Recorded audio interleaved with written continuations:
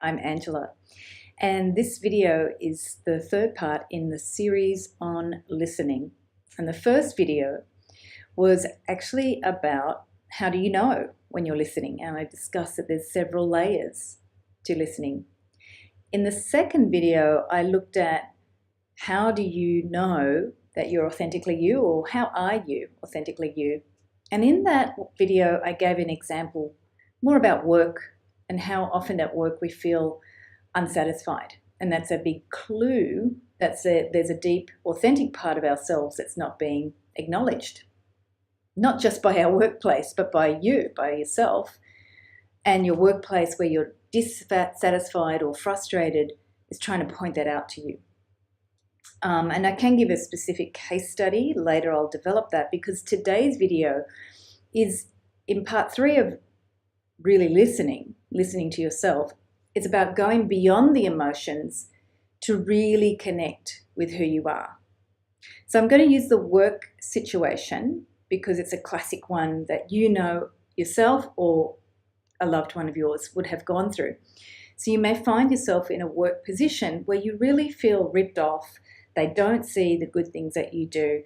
They don't acknowledge how you are helping the organization. And often, or sometimes, they don't care. They don't really care about your livelihood. They're all about the bottom dollar, or they just don't acknowledge you as a person. It's all about the company and the company's needs. So that is a big one that a lot of people move through in life. It's a part of modern culture. And now in a lot of corporate organizations, they're trying to bring in ideas to help the corporations understand humans. But I'm looking at it from the human point of view. What's the purpose of being stuck in a situation where you are not acknowledged? And always, it's to open you up to what are you feeling inside that you need to share. What's not being acknowledged in the workplace needs to be brought out into your life. So if you're in a work environment where it's particularly frustrating, that is an opportunity, instead of complaining and judging and pointing fingers at the workplace, because I'm sure they're not doing the right thing, but that doesn't change the emotion inside of you. So in this video tip, going beyond the emotion to connect to who you really are, the example I've given in the work environment where you may feel completely dishonored or unacknowledged is to step into what is not being acknowledged, and this is where you need to take action. Where can I start getting that acknowledged in my life?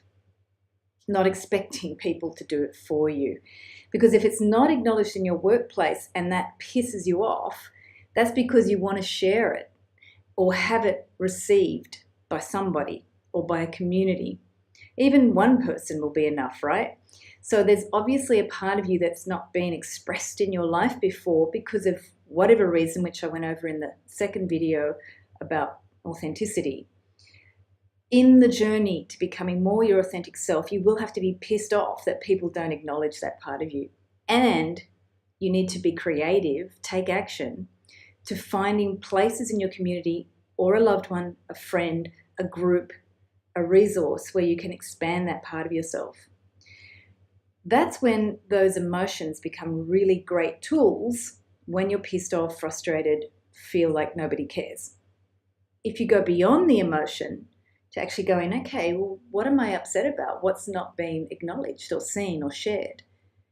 Then you can get creative with it. If you stay in the emotion, firstly, you're not really listening. You're staying in the cycle of emotion, and it's a great distraction.